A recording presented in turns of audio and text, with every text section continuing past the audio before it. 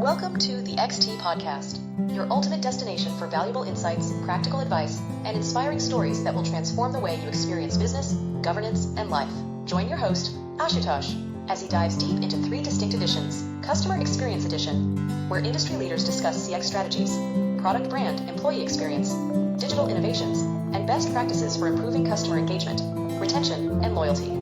Welcome to another episode of the XT Podcast. Today's guest is a powerhouse in the world of customer experience, Jimmy Knight. Jimmy is the founder of Catapult Partners, a CX consultancy that helps businesses transform their customer operations into engines of growth. But what really sets him apart is his track record across some of the world's most disruptive and customer-obsessed brands. With nearly 20 years of global leadership experience, Jimmy has built and scaled high-performing teams at Microsoft, Tesla, Lemonade, and most recently as VP of CX at Whatnot, where he helped drive $3 billion in annual GMV by radically rethinking support and retention. At Lemonade, he reshaped global claims experience to enable profitable expansion across multiple product lines. At Tesla, he led operations across a multi-state region, overseeing over $1 billion in annual revenue.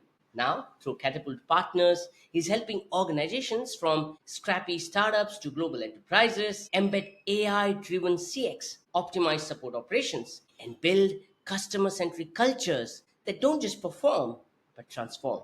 In this episode, we explore what breaks and what must not when scaling CX at startup speed, the tension between metrics and meaning, and how CX leaders can reclaim their seat at the executive table.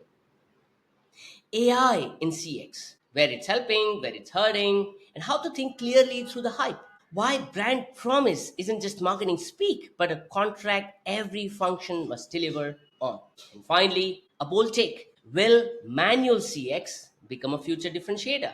If you're a CX, support, or revenue leader trying to balance empathy, scale, and efficiency in today's AI powered world, this one's packed with gold. Let's dive in.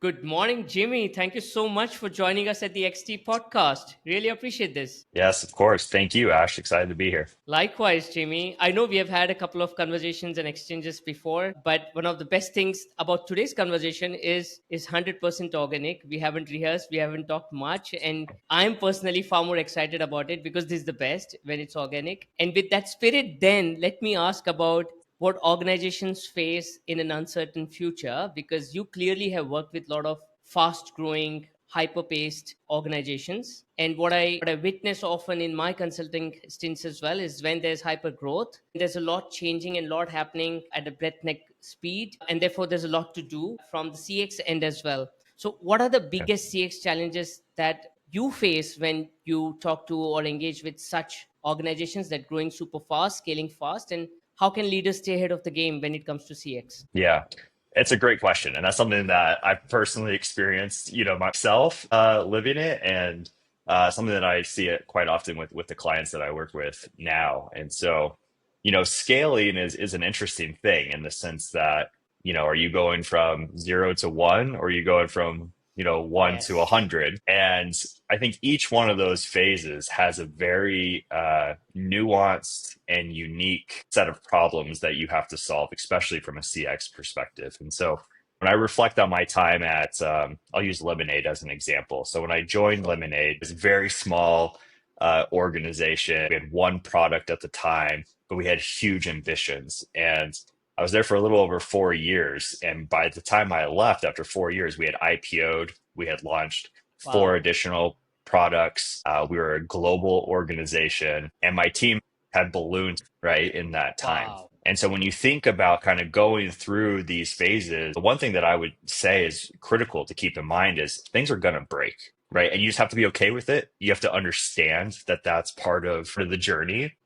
And it's really your ability to kind of catch these things when they break and then just be creative and continue to iterate. I think at massive scale, another, I guess, example of a place that I worked with was Microsoft, right? And Microsoft, total opposite end of say a Lemonade, you have defined processes, you have defined structure and Right. SOPs, and you don't have to be so creative. It's more about just kind of keeping the engine running. And I just think like that's one of the beautiful things about startups and it's candidly the space that I enjoy working in the most. How lovely. Jimmy, this answer is taking me into two distinct directions, and I would love to cover both with you about process focused and outcome focused mindset. As we become more structured, more governance focused, we build bureaucracy, we build processes which are safeguards in themselves, but they also constrain creativity, they might constrain innovation, they might constrain agility. And especially when we deal with an entity called customers, you are a customer, I'm a customer, we have very dynamic expectations in a changing landscape. How does an organization ensure that as we grow and as we build governances and safeguards and checks and balances, we don't lose out on the agility, the innovation, the flexibility that led us to the growth in the first place? Yeah, I mean, I think it's, the answer to that to me is really just you have to always remember the customer and keep it center, right, of everything that you do. Because yes, as you scale and you build, the product gets bigger, you get more and more customers, it becomes, like you said, more process driven. But what can happen and what I've seen happen at times is companies lose focus of the customer, right? And for me in particular, the way that I stay close to that was I maintain talking to customers every single week as part of my weekly rhythm, right? Asking them about product features. How does this work? How do you feel about this? What could we do better? And for me, it helps keep me grounded, right? To the end user and who it is that we're looking to create a great experience for. And the second piece is your team, right? I think staying really connected to your team is absolutely critical. Something else that I tend to see is as organizations scale, and let's say you're a director one day, but 2 years later, you're a VP leading a large organization. Those VPs, you can kind of create a silo, right? Yes. In the sense that, when was the last time you talked to one of your customer facing agents and asked them, how's your day going? Do you have the right tools? Or, what are customers saying to you? What's the number one ticket type that you're solving? And I think, you have to stay close. And so for me, I used to do these monthly, what I call them, coffee chats, right? Ah, And nice. I would just open them up. There's no pressure, but I made it very clear to the team, like, hey, if you want 15, 30 minutes, just to connect, like, here's my calendar, please schedule time. And that was my way of kind of doing these skip levels. And I wasn't going to my senior director or the director or the senior manager, right? But I'm going to the front lines and really understanding what's going on. And I think kind of going back to the question, when you are that close to the customer and that close to your team, it's actually quite easy then to take that into a boardroom and with your C-level team and say, hey, here's what's actually happening. Forget the dashboards, forget, all this other stuff. Like, here's the anecdotal feedback and what is it that we want Right. to do about it. Beautiful. Jimmy, I wonder when we talk about focusing on the customer, how critical it is to ensure we define the right customer well, because very soon we could get into a trap of doing anything and everything for a customer who might not be a customer as well. Do you think it's imperative that we build that understanding of the right customer as a critical component of the whole piece? And how much is the frontline allowed to contribute to that, because they are the ones engaging with the customers in the first place on a daily basis? So what would be your recommendations on that front? Yeah. And keep me honest here if I'm not interpreting the question the right way. But I think like what you're getting at is this idea of like customer personas, if I'm not mistaken. Sure. Yes. Yeah. And Correct. so, personas are an interesting thing where you kind of think about who is your ideal customer, who is it that you're serving, and then you kind of build products, for them. And that is certainly, I think, a critical piece to do, especially in the beginning. But one thing to keep in mind is as you build and you refine your products or you launch new products, it becomes less about the persona of the customer and it becomes more about who's just actually using your product, right? Yes. Because you'll end up finding out that a customer of yours doesn't fit the persona that you created 5 years Correct. ago, right? Yes. Yes. And so it kind of then it goes back to what we were just talking about, right? Which is you have to talk to those customers, right? And then you have to build product and features and support and services to align, to the needs of those customers and that growing customer base. And so I would just say, don't get married to a persona. I think you should create one and have a general idea of where you want to go. but really let your product define who your customer base is. And then from there, just keep iterating and building and trying to, ensure you have confidence in the products. Refinement, isn't it? In fact, that Yes. makes me go to one of your LinkedIn posts, Jimmy, where you talk a lot about how overt focus on matrices can really impact the success of a business, right? Because very Yeah. soon the conversation becomes a lot about the matrices that we are seeing rather than about the customers through whom the matrices would come in eventually, right? So, in your experience, how difficult it is to tie CX efforts to business outcomes, because what I've seen is CX as a motion, as a mindset, as a program, it's long tail in terms of the impact it drives eventually. But the executives at the top, the CFOs who are going to sponsor the program, financially approve the program, they would always look for a measurable metric which says when is it going to turn right, and therefore how much can I approve a budget for you. How do you handle these tricky conversations where metrics are far more important for internal decisions but far less important when it comes to impact to the customer, and how do you marry the two? Yeah, that's a great question. And I may go on a ramble here. Please, by This all. is a deep topic. It's something I'm super Yes. passionate about. I mean, look, here's the reality. Everybody loves a good number. Everybody loves a good metric because it's easy to talk about, right? Yes. So if you say your North Star is CSAT, great. I know how to survey that. I can get answers and I could create a beautiful dashboard and see a chart that goes up and to the right, or, if we're not doing so well, it's going down and to the right. And so what do we do about that? Well, the question really is, why does it matter, right? Like what is that telling you? How does that actually impact the business? And so I think for CX leaders in particular, you have a very challenging job because there's two things that you have to keep in mind. One is on one end, you're an operator, right? You're running, in many cases, the CX org is the largest org in a business, right? And so, how are you making sure that you're efficient and scheduling correctly and being there for your customers and delivering good service? And you're going to have a set of metrics for that. And those are, like, I would say, your internal kind of CX metrics. These are not metrics that you want to go to your CFO and say, hey, look at our average handle time or look at our first contact. They don't care about that. Of But course. you and your team do, right? That means you're running an efficient organization. Now, the other end of a executive for CX is, how do you defend the business and justify the expenses and get Yes. buy-in from the executive leadership team? And I think, where I've kind of landed on this is CX's job ultimately is to retain customers, right? And help build trust in the product. And so the number one metric for me is always looking at your churn, right? And Right. tying that to CX. And then what you're able to do from there is you're able to go to your CFO, your CEO, whoever it is, and say, hey, last week, here's the results and here's the impact. It, increased churn by 5%.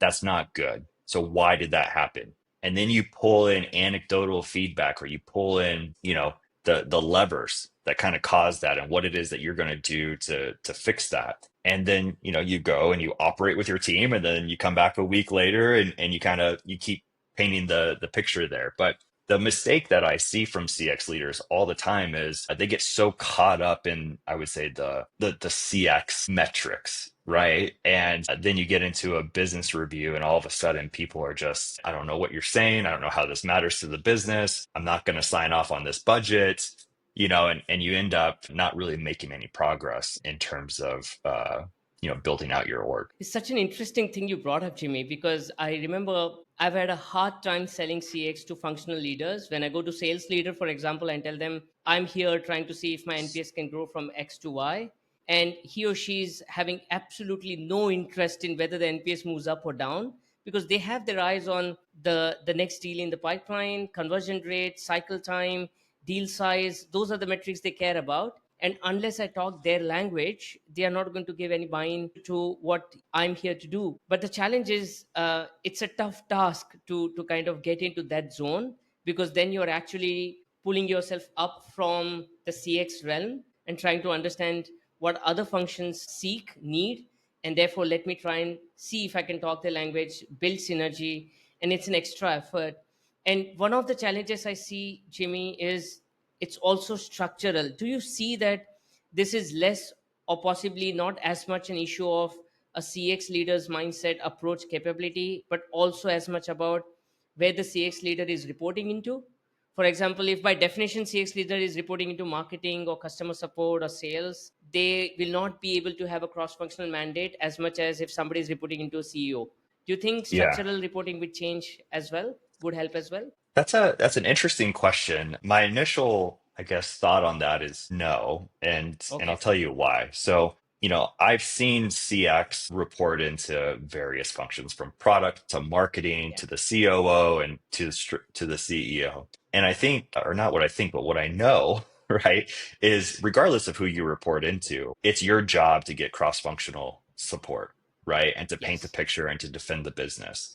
And each one's going to have its own nuances and things for you to kind of factor in, but the task remains the same, right? And so what I actually see as probably more of a challenge is on I'd say the executive development side of things. And Right. so I think everybody kind of knows, like if you go back to like the IC, the individual contributor level, going from an IC to say a manager position is a huge jump, right? Because now Yes. it's not about your metrics and performance. Now you're dealing with personalities and scheduling and building a team. And it just requires a bunch of different skill sets that you didn't have before. And most CX executives kind of grow up through the ranks, right? They were ICs at some Yes. point, they became managers and directors, and then maybe a VP or whatever the case is. And I think it's critical that you think about that director to VP or manager to director, whatever the jump is to where now you're in front of kind of this executive team having to justify the business. You have to understand that there's a new skill set there that is Of required course. for you to learn.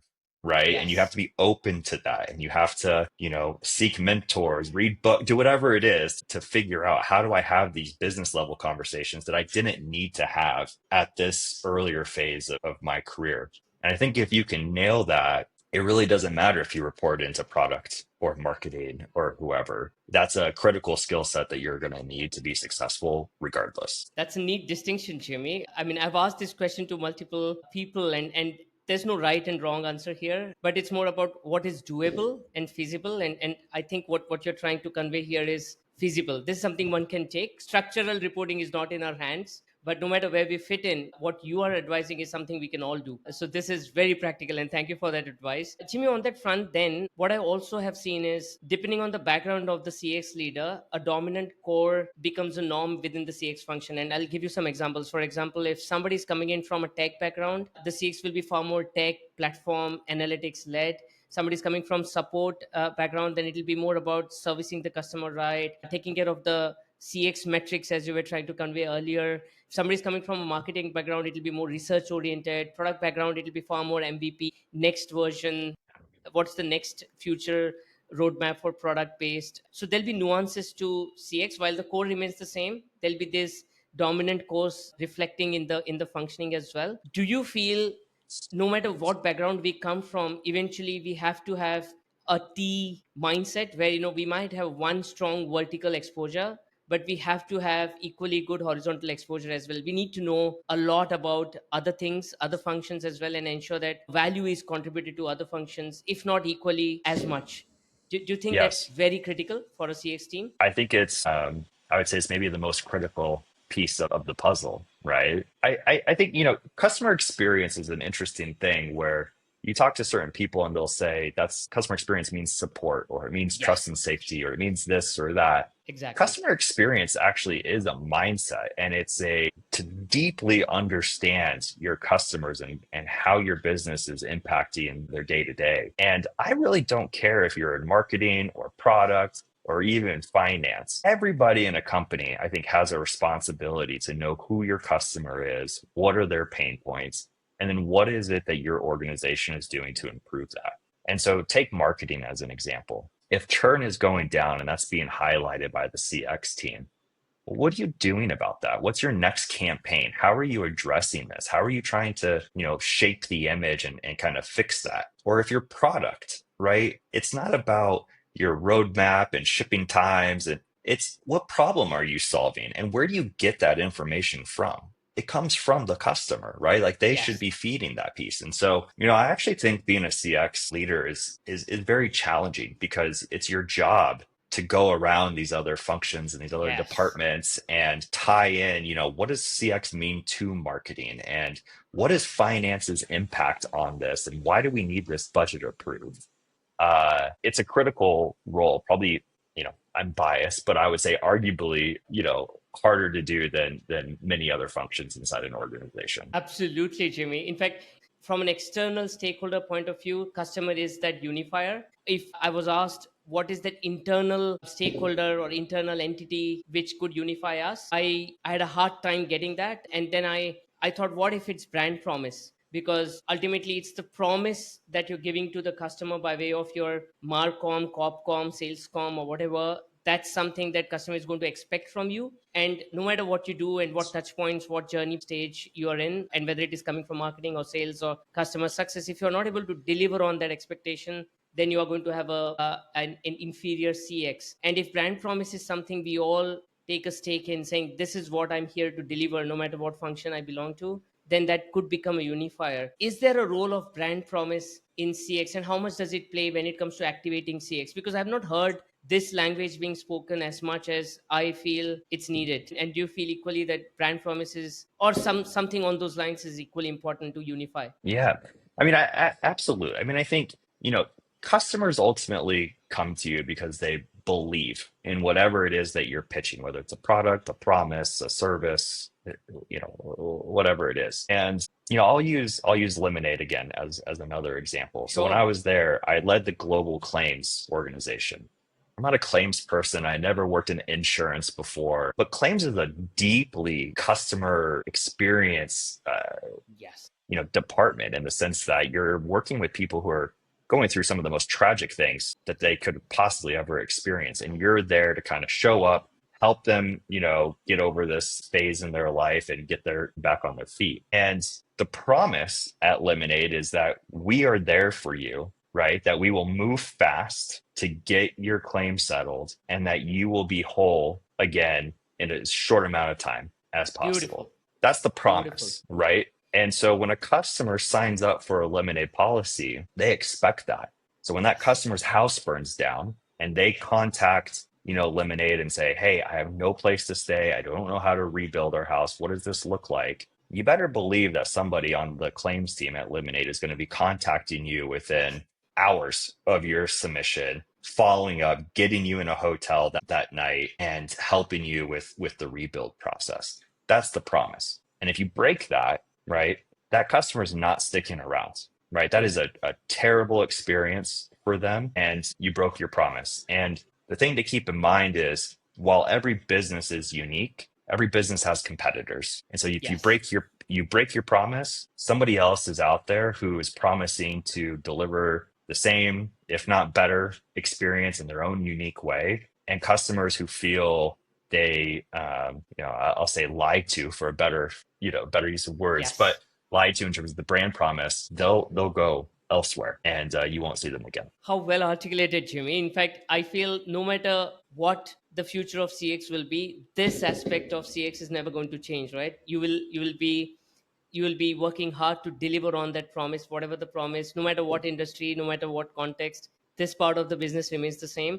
In fact, coming to that, then the future of CX, Jimmy, AI, and all the buzz around AI and chatbots and robo advisors and automation and all, and the impact it's going to have on people, personal organizations. What, in your experience, is the right balance between leveraging AI for automation, speed, intelligent response, and the human aspect of actively, empathetically engaging with individuals and delivering to them what they have been promised? How do you Yeah. balance the two, and how do you make the most of both? This is certainly the hot topic of the hour right now. And I guess I have a few thoughts on it that I'll share. One is, I think it's important for us to realize that this is moving really, really fast, right? And it's easy to get caught up in buzzwords, and it's easy to get caught up in a sales pitch and deploy something. But most of the time, the technology is evolving fast, and there's so many players out there that what works today is going to be outdated by tomorrow. And so I do think it's important, as not even a CX leader, but a business leader, to don't get so caught up in the hype. I think it's critical for you to understand the technology and ask questions and be curious about where this can make an impact and where it's going. But don't rush into these things. The second thing that I would say is actually, I'm going to go back real quick on that Sure. last point. I just read an article, actually, I think it was over this weekend, that Starbucks, they Yes. had implemented, you saw that too, right? Yeah. Yes. So they implemented all of this AI stuff and they reduced their human, workforce. And what did they find out? It provided a much worse customer experience and their Yes. traffic was down, they had churn, and now they're rolling that back, Back. right? And so I think it's important that you keep that in mind, right? And this kind of brings me to my second point, which is as you're thinking about these AI solutions, you need to think about what problem it is that you're solving first, right? Right. Don't go get AI for the sake of AI, right? If you're running into an issue where, say, customers are having a hard time with getting a first contact from your team. So that's your problem statement. Okay, well, how do we want to solve that, right? And maybe there is an AI solution. Maybe it's a chatbot that can kind of be that first layer, which is instant access, can supply your help center articles, and maybe that helps deflect, 40, 50, 60% of inbound tickets. And that's great. But you're doing that not for the sake of efficiency. You're doing that for the customer, right? And you're seeing the impact. And I think that that's like the really critical thing. So if you think about the Starbucks example, they did AI for the sake of efficiency. They didn't do it for the sake of the customer, right? Right. And it came back and hurt them. And so I think that that's super important. And the third thing that I would say is AI can mean a lot of different things to a lot of different people, right? And I think it's Yes. important to just know what it is that you're talking about. So there's chat bots, which I would Yes. argue is not AI, Right. right? There's agentic AI, which is certainly more AI focused, but those tools, like there's a gray line between those, and it's hard to distinguish between what's a chat bot versus what's an agent. And that's critical for you to know. And the other piece to that is I think CX leaders right now are so focused on delivering AI to the customer. The real unlock that I've seen, right, both in like real life experience and working with customers, is it's actually your back office that has much more opportunity. So when you think about QA or training or your help center articles, even things like your CRM tools, there are amazing products that you can build that actually impact your employee experience. They make Yes. them more productive. They make them, much more efficient and happy to be doing the work. And that then gets cascaded to the customer. And you see that in terms of faster response times, better responses, problems being solved. And that's really what you're wanting to do when you implement these different kinds of tools. I love that distinction, Jimmy, almost as if you're saying it should be human led and AI backed in terms of, AI backing the humans behind the impact to the customer. When you talk about Starbucks, I also happen to note about Shopify, which has made it an explicit mandate that they have to embed AI in each and every process. Now, of course, a few months or years down the line, we'll know how it's panned out. But clearly, there are these two distinct mindsets or approaches at work. One which is saying figure out where all AI can be brought in, and the other which is about what all manual impact can be saved, and what other areas can be transformed through AI for efficiency or effectiveness or whatever. Now, within the two, how much do you feel the need for empathy, the need for human ingenuity, especially in the realm where being humanly connected to our customers, as you rightly said, listening to them, providing care when necessary? For example, in insurance scenario, a chatbot could convey to someone whose house has been burned that we'll be with you shortly, but a human could have an exactly same response delivered in a completely different way, and the impact could be distinctly different, right? So how do you safeguard the human element, and is there any way to say, hey, hold on the AI and let's focus on something that needs to be safeguarded no matter what? That's a good question. I guess my thought to that is let's just call it support issue, right? That Yep. can happen. There's different tiers, right? There's like say tier one support, which is I have a question, I need help with Sure. this. I think that customer is looking for speed, right? They Right. want an answer to their question. And they don't care if they're talked to you or a chatbot, or if they found the article on Google, right? They just want the answer.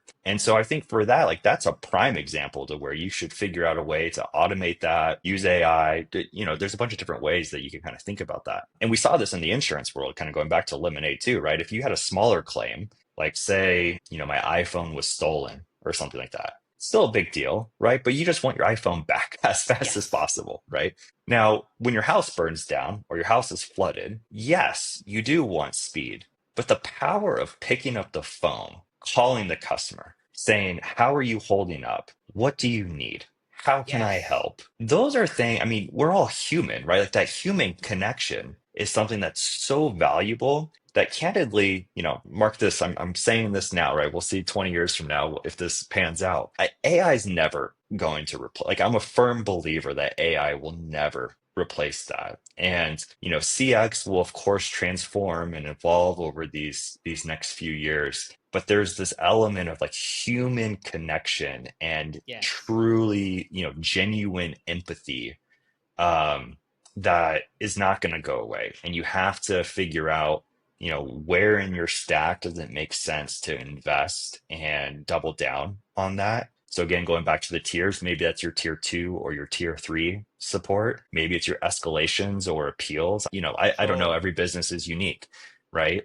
But don't take a one size, Fits fits all. all approach. And just be genuine, be a good human being and show up, for your customers in an authentic way, there to help support them. Love it how you structure it, Jimmy. I mean, in your mind, you have a way of structuring a solution in tiers and compartments, and clearly shows you the experience, the rich experience that you are kind of leveraging to come up with these responses. In fact, on that point, Jimmy, what common pitfalls have you seen when it comes to diminishing customers' trust, especially within the customer support function, and far more so when AI has been leveraged? Any specific experiences you have had, any specific real scenarios that you could talk about where you've seen AI actually impacting the customer trust, especially in support scenarios? Yeah. I mean, I'll use an example from I was the VP of CX at a fast growing startup recently, and I oversaw support as well as trust and safety, and we were moving fast to implement AI everywhere that we could. And trust and safety actually seems like a pretty good place to implement that technology. Trust and safety is nothing but your policy, and then it should be as black and white as possible in terms of, did Yes. this person do this or did they not? And what are the actions or consequences as a result? The problem is the AI has to be able to interpret your policy, right, Right. accurately.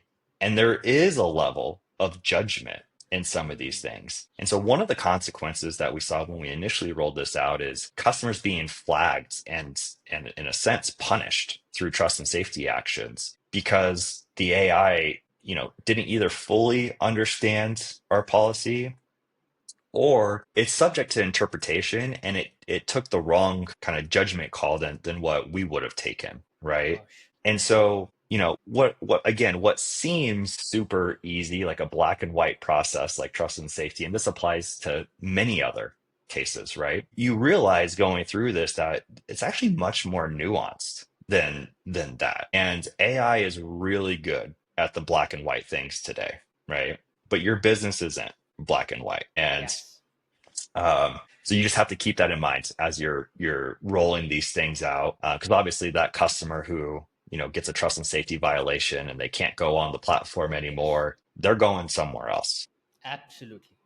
And so that's how I would frame that. I wonder if there was some time in the past where AI automation was a differentiator. I wonder if in the future, because we are manual, we care, will be a differentiator as well. There'll be businesses which will say we are deliberately manual because we care, and they'll have a very niche differentiated proposition giving them a premium over all the others who are routinely AI.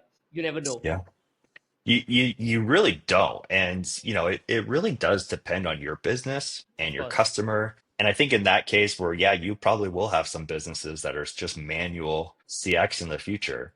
I would hope that that same business though has figured out a way to leverage AI on the Of back end course. to run a much more efficient kind of organization. And a win's a win, right? So It's just how are you protecting the customer experience through it all? Of course, of course. Any extreme is incorrect. No point villainizing either AI or manual, one or the other. Yes. It's always what tool can be used the best in what situation. Jimmy, there are so many questions I would love to ask, but the episode has to be for a specific time. So that demands that we have another episode for all the other questions that I have in my mind to ask you, Jimmy. But before you go, one very quick question for all the CX professionals, consultants, leaders out there. If there's one strategic takeaway, message, advice, input that you would want to give to be relevant in the AI driven landscape, because AI clearly is a buzzword.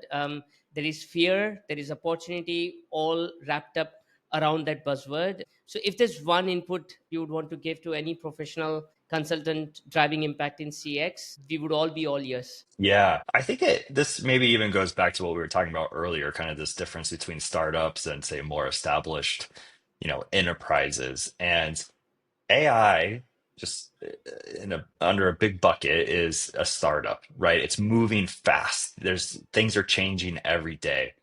And I think for any business leader, the most critical skill set now is to just stay calm through all of this, right? Know your business, know what it is that you're wanting to solve, and just let the technology kind of play itself out. And when you find a solution that actually solves your need, your defined need, that's how you know you have a winner.